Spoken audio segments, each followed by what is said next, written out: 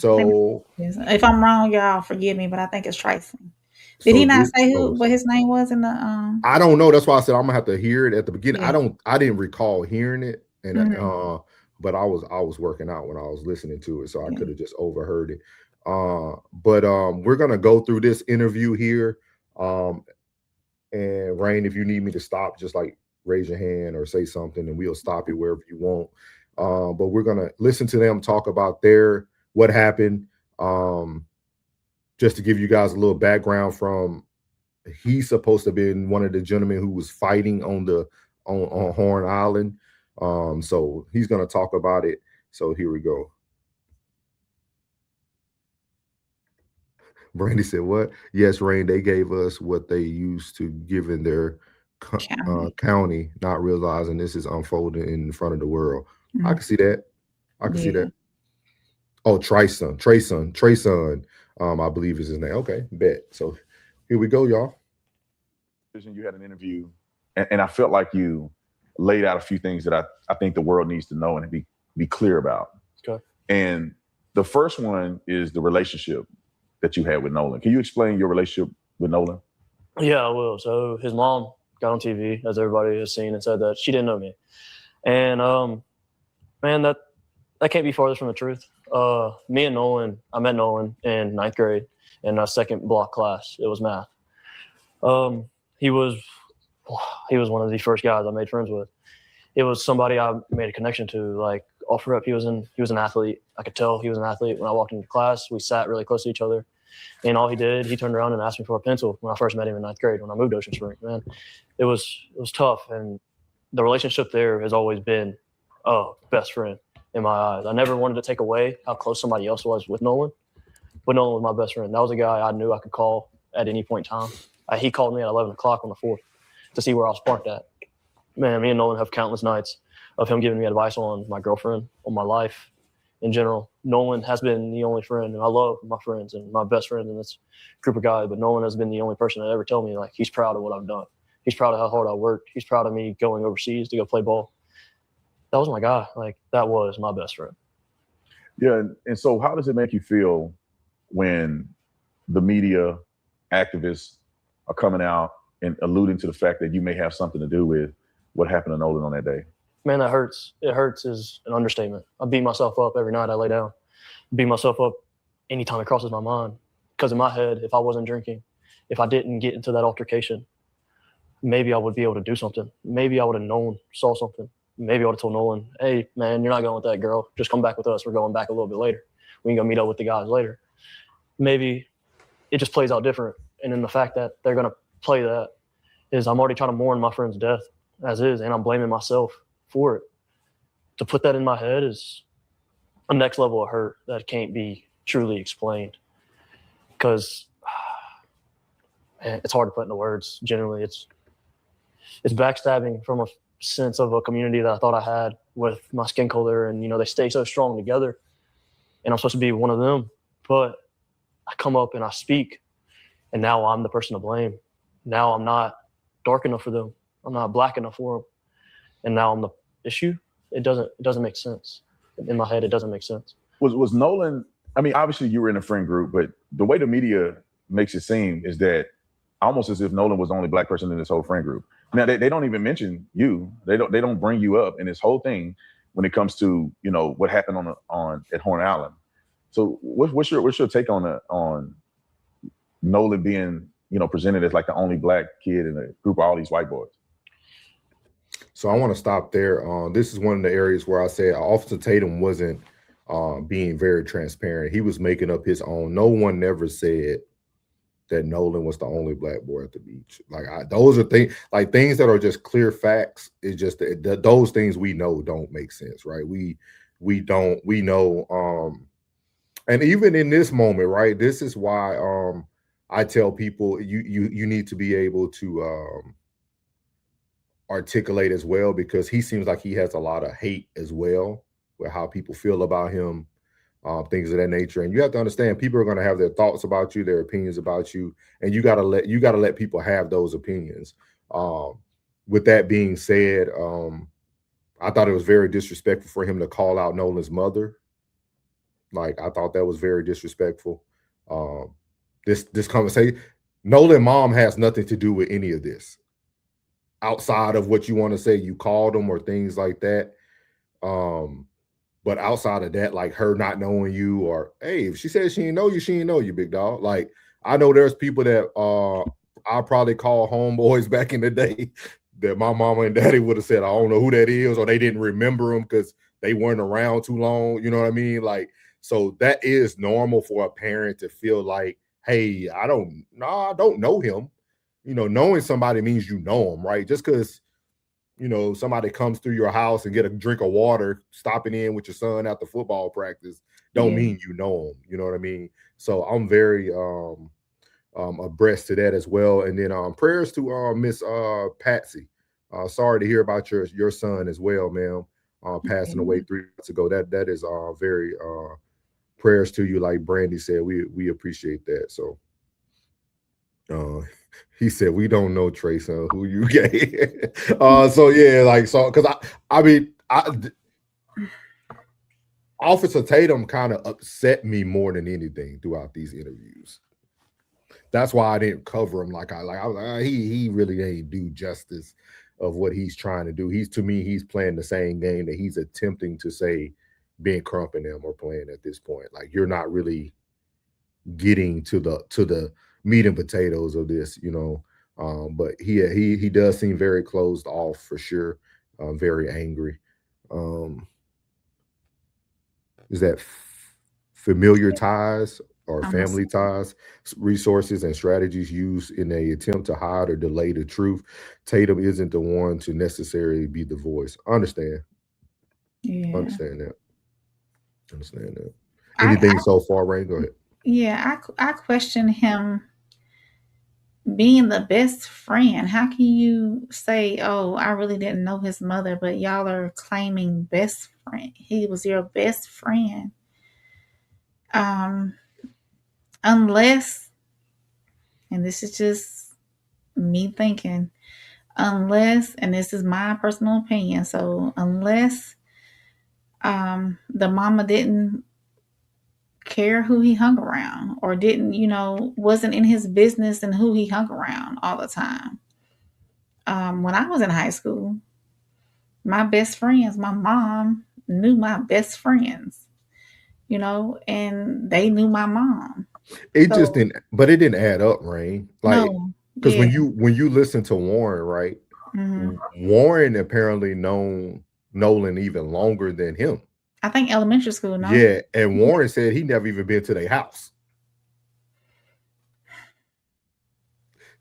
So I don't know how you got one treatment being an elementary friend to college, right? And you being a freshman to, you know what I mean? So, those type of things. So,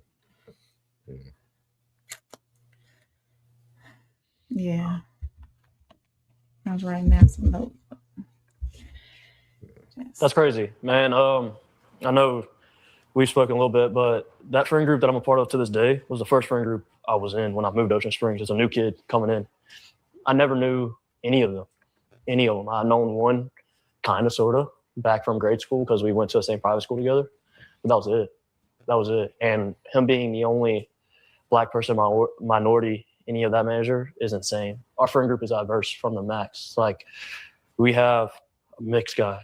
I mean, we had Nolan in our friend group. There's an Asian a part of our friend group. There's a Latino that they're trying to perceive as white. He's truly authentic Mexican. His parents are from Mexico. They came over legally and they did everything right, and he's been here since. It blows my mind because our friend group is not a friend group that sees race. Our friend group sees what good you do for other people, what good you bring, and how the type of person you truly are and where your morals lie. That's one thing in common. Me and my friends might not agree on everything, but our morals align. Our morals know. So for them to even make that narrative up really shows you have no idea what it's like down here on the coast. You have no idea how tight-knit Ocean Springs as a community is. You don't understand it. You don't see the thousands of kids in the high school football stands cheering their team on. Nobody cares what color you are. We're there to have fun and to just live. And that's how Nolan lived, that's how I live now. I'm grown up and I have more big boy stuff, but in high school, all I cared about was going to hang out with my guys. And I mean, on a personal level that leads off of it, is like, it got me in trouble with my girlfriend just because I want to be with the guys. I never once thought, man, they look at me different. Man, I'm kind of an outcast to them. No. All their moms have always welcomed me with open arms. Anytime I needed anything, I knew I could call them and their parents, and they would do anything in the world for me. So with Crump pushing this narrative, it's wrong. Yeah, it's completely wrong, especially about our friend group. Yeah, I find it, especially after talking to you, meeting some of the guys, that it seems like there was an agenda. But can you walk us through just your perspective from that day? I don't know if did you go with them initially? Were you a part of the group that went to Horn Island? So I wasn't, clear that up. No, I was not on the boat with them. Yes, I was a part of the group that was supposed to go out. So the only reason why I did not go on the boat is I got begged to go, but my uncle, we also took 12 people out on our boat, not including us two, so 14. And my uncle knows the passengers wouldn't have helped. Generally wouldn't have helped with anything. With that many people on a boat, you need a little bit of help. So my uncle was like, hey, can you just ride out with me and you can go do your thing throughout the day on the island? I don't care. I don't need you. I just need help to get out there and then pick everything up. Because I know all these people are going to be drunk and they're not going to want to do the extras that nobody sees about going out on the boat, right? And so I told Wyatt that, and oops, my bad. But I told him, I told him that, and I told him everything, which was go to plan. We were leaving a little bit earlier than them. I was going to try to have a spot saved out, and Nolan calls me at 11 o'clock. I missed his phone call. Called me twice. I missed both of them. I saw Wyatt and Nolan on the boat. They pulled right in front of our boat. And they were screaming. I turned my head and I was like, yo, there's a spot over there. Pick everything up. Because I know all these people are going to be drunk and they're not going to want to do the extras that nobody sees about going out on the boat, right? And so I told Wyatt that. And oops, my bad. But I told him. I told him that. Wait. Oops, my bad. That's why I said. That's why I said, like, you started to see like the whole thing. That's why I said, like, Classic was speaking about it earlier. Eventually, somebody gonna have to take the immunity. It's not gonna line up. Somebody's gonna have to take the immunity.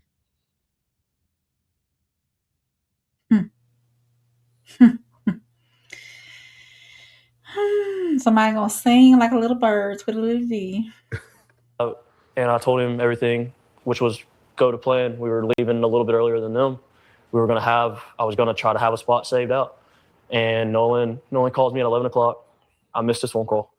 Called me twice. I missed both of them. I saw Wyatt and Nolan on the boat. They pulled right in front of our boat. Okay. And they were screaming. I turned my head and I was like, yo, there's a spot over there, where they end up anchoring out. I helped them set their stern anchor. From the time they showed up until now, going back to it, 20 minutes before they left, I was with them. That's who I was with. I spent all day with them, minus the morning time before they got out there. But from the time they got out there to the time they went back in, I was with them. Those are my friends, man. Those are my guys. Yeah, I want to get a few more details. I'm sorry about that. I know that. Yeah, go ahead. I know that you were all over the news because there was a perceived fight. People, this is the thing that gets me, and I want to keep clarifying this. Thank you, Big Dog. When I saw the video that they put out on the internet claiming that Nolan was saying, "Give me my effing phone back," the coach came out. Nolan's coach came out and said immediately he knew it wasn't Nolan's voice, and obviously it wasn't Nolan's voice because you were the one that was me yelling, in there yelling. You got into an altercation with somebody. What happened after that? Like, put me in your place where the fight is over. Whatever happened. Nolan is somewhere. You're somewhere. You're hanging out. And thank when was you, the last Tor. time Thank you for the jewels. Thank you. Horn Island. So, after the fight, I didn't stay on Horn Island much longer. So the objective. So I was really upset. So with you hear me yelling, my uncle had told me to get on the boat and wouldn't let me back off the boat. Obviously, I was really mad and I wanted to fight. Wanted to get off. What wasn't smart, man. Mm-hmm. And so I was on the boat. I'm yelling, and shortly after that, I left the island. I left probably 30 to 45 minutes after I got into the fight. We started to pack up and left because I was so upset. As Javon mentions, that they were ready to get me back to land because I wasn't really mad. I was genuinely really mad. But the last time I saw Nolan, I was walking to the boat. This was before the fight. It's me and my old lady. We had just got out of a group Thank of you, people. Brandy. Thank you for the Nolan was jewels. Thank walking y'all. towards Wyatt's boat. I was walking in the opposite direction towards my boat. And I dabbed Nolan up. I made a slick comment about something, actually about the girl that he was with. I made a slick comment to him, us joking around, and I kept going. What did you say? And not even 10 minutes after that is when I got into a fight. Last thing I told Nolan was, all right, buddy, I love you. See you later. Thank you. And I'm glad I said it. I had been under the influence a little bit, and that's probably why I did say it at the time, just, getting all lovey-dovey. But I'm at peace. I said it. I'm glad I said it. Right there, he ruined it. Right there, he ruined it. He started this whole speech out 11 minutes ago saying they're best friends. He ended right there at 11 minutes and 43 seconds saying, I told him I love him, but I think it was because I was under the influence. I was getting a little lovey-dovey. You started off, because usually that's your best friend. Some best friends say, I love you. Yeah. He said a lot of loves you going around. Yeah. So I really just started watching these interviews. I'm like, man, one of them definitely going to talk beforehand. So that was my last encounter with Nolan. Just telling him I love him. Did you have any, so you leave the island, did you have any encounters or association with these phones, with the keys? Did you have any connection to that?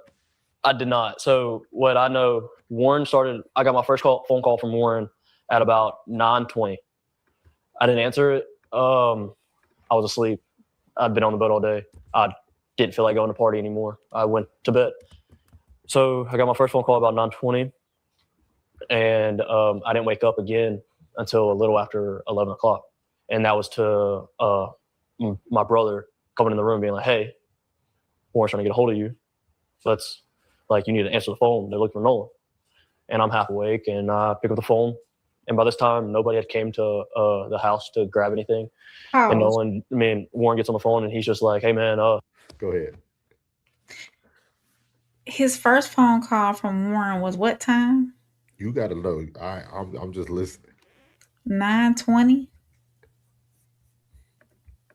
Thank you for the new subscribers. Thank you all. Classic, Tora, Patsy. Thank y'all. Brandy for the jewels. Thank you, Belinda. Is it Melody for the new follow as well? Go ahead. Warren, he had a missed call from Warren at 9:20. I think he said. So then he called again later on, and he finally answered the phone around 11 something. So why wasn't the phone call? Didn't they called the police or whomever at 11 o'clock, wasn't it? So for 2 hours you searched for him without notifying authorities? Am I misinterpreting that? Yo, did I hear that right?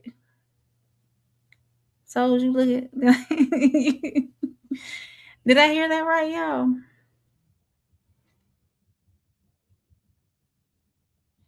I heard it right. You right. Yeah, Tori, you right. That's what I'm saying. You right. I'm listening to you. Right. And that's why I said, like, he's hurting his own case. They went 2 hours without notifying. Everybody's trying to line up the phone calls, right? Right. So when you think about Warren said his phone calls went to the mom. That's what Warren's going with. It went to the mom. And he shows you the 2 call logs like on episode 3 or something with Tatum. Yeah. But now he's trying to put, my phone calls came from Warren. But Warren never talked about Tricestan or whatever his name is getting calls. Like, he never talked about that. You see what I mean? So like now everybody's trying to pick and choose who did what call and who gave what. That's why sometimes it's just better to be quiet if you're going to start off being quiet. Just be quiet. Okay. Thank you, Toria. Yeah. Has to say yes. Mm-hmm. Cover up. Yeah. Okay. Richard said that makes sense though. People don't go by the book. Shout out to Tez. Tez said the Coast Guard got called by Warren and Wyatt at 11 after they said they hadn't seen Nolan since 3. Yep. Okay. I just want to make sure I heard that right. But he said the CTO was called at 4. That CTO called at 4. I think that's what everybody's Listening in. That's what everybody listening in on now. That because that tow call actually has possible evidence of more going on in the background. Mm-hmm. But now everybody's scrambling to try to get their side covered. Mm-hmm. That now they're putting out more than they bargained for. So. Yeah. Okay. My pastor used to say, a lie don't care who tell it, and you can't tell it for long. So he was like, hey, have you talked to Nolan? Anything else? I was like, no, I haven't talked to him, man. He was with that girl last time I knew. And he was like, okay. He was like, man, we can't get a hold of him. We don't know where he's at. And I was like, man, it's Nolan. He's probably just out somewhere with that girl. Like, get a hold of the girl. Thank you, Plug. Thank you, big dog. It's no big deal. And he was like, all right. He was like, but we're starting to freak out. We're getting on the phone with Coast Guard. I was like, okay. And at that time, he had already talked to his mom, Nolan's mom. And he was getting on the phone with the Coast Guard. And I'd called. I need to be specific about this. I did not call Warren's phone. I called another one of our buddies' phone, and it was on speakerphone. They were all together. See? They're just trying to line up calls. Yeah. They just trying to line up calls. It ain't even making sense no more. Mm-mm. It ain't even making sense no more at this point. I was talking on my other buddy's phone, talking to Warren. He was dialing. Not his phone, his buddy phone. Yeah. Let me get this correct. Once he got nervous, he unfolded those arms. And he said, let me get this correct. He said, I got to be technical about this. Because he hung up the phone and was like, hey, this is him, bye, and hung up the phone. And that was the last time I talked to him until the next morning when we all decided, well, when I woke up about 7 o'clock that morning, we had all decided that we were going to go out on a boat and go look for Nolan. Wyatt had already had his boat still in the water. We took that boat out. It was what day are we talking? That's Sunday morning. Sunday morning on the 6th, the 5th? So it was Saturday the 4th was the 4th of July. Mm-hmm. The 5th was Sunday. We were on the water from 9:45 to 11:50, 12 o'clock era, about lunchtime. Mm-hmm. While we were on the water, we talked to a rescue guy, and he told us to get off the water and said that they kind of had the island and the water under control. That's the professionals, man. Yeah. They told us to get on social media and find out any information we can. And by that time, we had already talked to a good amount of people out there. So it just made sense. So we went back in and we concluded our search and started to search off socials and started sharing everything we could and try to get a hold of anybody that could have talked to Nolan, that Nolan possibly would have reached out to. And that led into the night. It led all night long. I didn't sleep at all Sunday. Monday, I was up at 5 a.m. I was putting fuel in our boat at 6. I got told that we were taking out another boat to Chandelier at 7. So I put my boat back on the lift, and I went to McDonald's. Shout out to Plug. Hey guys, don't forget, again, this is our version of a virtual town hall meeting. So we're just kind of going down a play-by-play for those who are just getting here. Myself and Rain started off with the autopsy reports, going through that with the Ben Crump, and then also went through it with Nancy Grace and another pathologist out here in Dallas, Fort Worth. And then after that, we moved on to talking about the DA. And now we're at the point where we're kind of talking about one of the interviews for those who haven't caught it. Again, shout out to Classic. Y'all see him in the chat. If y'all, he's already reviewed pretty much all of the Tatum and Warren interviews. So if y'all want to make sure y'all go there and catch it on the rewatch there, please do so.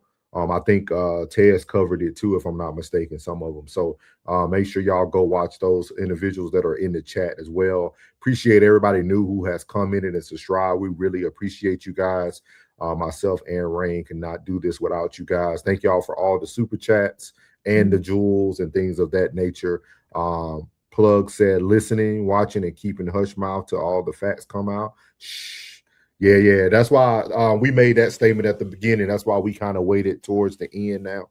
But we'll cover it every now and then once we get more and more information. So, but shout out to everybody. The link is in the chat for those who want to come up. We are allotting 2 minutes for people if you want to just give your spiel on how you feel about it. Again, myself and Rain are not here to judge your opinions or your thoughts on it, but we will allow you to come up, have your 2 minutes or so to say what you would like to say, and then we'll move it on to the next person if someone wants to come up. But we appreciate everybody who's here. And then I got the news after I left McDonald's that his body was found. So it was already a plan that we were going and searching and trying to do everything we possibly can. And that's all I wanted to do. Is I wasn't there to help him out in his last minutes, but now I feel like as a friend and as one of my guys, man, I do everything in my power to help now. And that's why I have reached out to the family. I have donated to the family, and I have giving them. Sounds like guilt. Mm-hmm. Yeah. Sounds like guilt. Yeah. So you got anything so far? Because I'm gonna kind of fast forward it a little bit once we have this open discussion. You got anything so far? Any thoughts so far? Is this your first time watching it? Yeah, all the way through. Okay. I've caught bits and pieces here and there. Of course, initial thoughts. He seems closed off, like everyone's been speaking of in the chat, with his arms folded. He did fumble over a few of his facts. He did put facts out there that I haven't heard before of all of this. In my personal opinion, and I may be wrong, he may know a little bit more than what he's putting off to be. He's more than what he's making it seem. Yep, I didn't even read that. Yeah, shout out to y'all at the same time. Shout out to you, man. So, welcome in.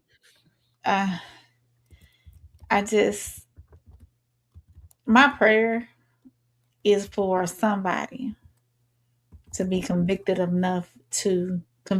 within themselves to come forward, to end the narratives, end all the suspicion, end all the conspiracies, all of that, and say, hey, this is what happened. This is why you should believe me, what I'm saying, and just end it all. Just put it out there and be done with it, and that's my hope at this current time. So. All right. So we're gonna move it forward a little bit. Let's see, we'll move it halfway in here for you guys. If you guys haven't watched it, definitely she said donated what? I think he was trying to say he donated to the GoFundMe. That's what I'm gonna assume from it. That's what I'm gonna assume from it, or that he was saying he donated. I don't believe him at all. He talking too much. Anyone that will hear him, best friend, nope, justice for Nolan, period. Mm-hmm. Shout out to mama in the building. What's up, Miss Deborah? Thank you, man. You up too late. I need you to go to bed. And you're welcome, ma'am. You're welcome. So we're gonna move this forward a little bit here. So here we go. Mississippi's history per se, but it's like, hold on. Yes, racial. I do agree. Now, Ego ain't famous and told that she's the devil. She's just looking for the time to kill you. You need to be careful and blah blah blah. And it's like, man, if y'all want to know the story, the only people that showed up for me in my whole life has been my white side of my family. So for y'all to sit there and drag. See what I mean? And I haven't even heard this far, but at the very beginning, I said he's filled with hate. Like it's a difference. Like that's why, like it's a big difference. Like that's someone that hate. That's hate. That's what hate truly sounds like, right there.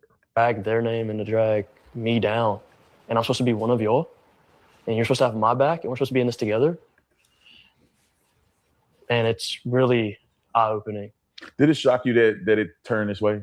Meaning that, you see everything happen. Nolan was your friend. From all the young men I talked to, it seemed like Nolan was the life of the party. Everybody loved Nolan. He gets along with everybody. Everybody's cool. And everybody feels like Nolan made them feel like everybody's his best friend, right? I mean, everybody felt connected to Nolan. Were you shocked that it turned like this? I mean, where this community was tight-knit, Nolan's friend group was tight. He ends up losing his life in an unfortunate situation, which nobody knows exactly what happened. Did it shock you that it turned into some racial thing? Yes, racial, I do agree. Now, it going famous or going viral, that part didn't shock me. Thinking about it and being honest, like, that's not a surprise because everybody didn't love Nolan. Especially around here, everybody loved Nolan. So for people to repost that, they know Nolan. I mean, they know he did not have one hateful thing in his heart. And racism, no. That was a shock. That was a complete shock from his mom and from his stepdad. Like, that's a shock. That's an utter shock because it's like, first off, I don't know how to word this. Nolan wasn't fully black. Nolan's mixed. Nolan has a little bit of Asian in him. You don't hear that though. You don't. So to turn it as like somebody's harping down on Nolan because of the color of his skin, you don't know us. You don't know our community. It's crazy that people are just running with a lie. And it's so easy for people to believe it from the outside, looking into Mississippi's history, per se. But it's like, you're looking at history. Let's go to each state's history. I bet they're not the best with black people. Like, people change. You learn history so you don't repeat it. Everybody knows that. What's the craziest lie that you've seen floating around there about this situation? I know there's a lot of mysterious things, but like, to you, what's the craziest thing that you've heard somebody say about this? That my buddy in the photo was his lover. That was wild. That's been the utmost craziest, because it's like, what? Like, where'd you get that from? Yeah. I mean, also the lies of just how racist Mississippi is, or how racist the coast is, and Ocean Springs, and no. You don't know this, man. Like, you have no idea. And what I thought was crazy lie from the beginning was he's the only black person on the boat. He's the only black person on the island. No, not at all. Nobody never said that. I don't know where I don't know where people got that part from. I'd never seen one person say there was only one black person on the island. I never like those statements right there. You can't say that. You can't. Yeah. I never heard that. And that Nolan was only there with 4 white friends or something like that. Tatum said that was the initial narrative that was being spewed, that Nolan was out there with just 4 white friends. No, there were hundreds of people on that island. Like, not once. Like, where'd you get this background information from? How many people are on that island from your vantage point? On the 4th of July? Yeah. Thousands? 13 miles? Like, I mean, you're talking hundreds and hundreds of boats that are carrying minimum 4 to 8, 9 people. Like, I'm talking like on the lower end, and we're talking about smaller vessels here. Man, if I had to take a rough estimate in my area of the island that I was in, 400, 500 people easy. If I'm taking an actual estimate, about 400 to 500 people easy. In our group, in the group of, I would say, young adults that were in the group of Nolan Wells, 100, 150, 200 people. So the idea that Nolan went out with 4 white boys and they took him to a deserted island, and he was allegedly last seen with a girl and they just abandoned him. What do you say to that? No. From the time they left, including myself, and also when I left the island, I could have named 50 people I really trust behind the helm of a boat that Nolan knew, that he could go talk to. Even if he was left, there was tons and tons of people out there. There was 10 boats that camped out at Horn Island. I know a boat that didn't leave Horn Island until 8 o'clock that night. Nobody would have ever seen, take that back, nobody would have ever left somebody on Horn Island. That's a place that everybody loves to go and hang out. That's their peace. Nobody wants to see anybody out there, especially in the boating community. And I can speak on that, like, genuinely. I grew up in it. That's absurd. It's absurd. So can you help me understand the fight a little better? Because I interviewed Warren, who's your friend, and he had made. So we're gonna stop it there because the fight really don't have any significance. Because I think the fight is just another thing for them to push off anything we may hear on the call that I know me and Rain are going to try to review on a later date. I think a lot of this stuff is just, once things leak, I think everybody's trying to now push a different narrative so that when you receive the information, you don't take it in the same manner. So, like, again, I said, sometimes people say silent is guilt. Sometimes talking is guilt as well. You can hear it right through. He said, I'm being very objective, but what's out the public doesn't sit well. Yeah. And I think everybody tonight been on the same sentiment. Is just the Wells family, like on both sides of the token, right? From the side of Mississippi and even from the legal side, people just want answers at this point. You know what I mean? People want answers. People want answers. People understand what's going on. People already see it. They just want answers at this point. Too Tight said, "I just not convinced that his story with the story." Yeah, he just talking. Yeah. For somebody even to use the word famous as they're talking lets you know what they're trying to do. I haven't heard that word in years. Like he even tried to replace famous one time with going viral or whatever. Like that's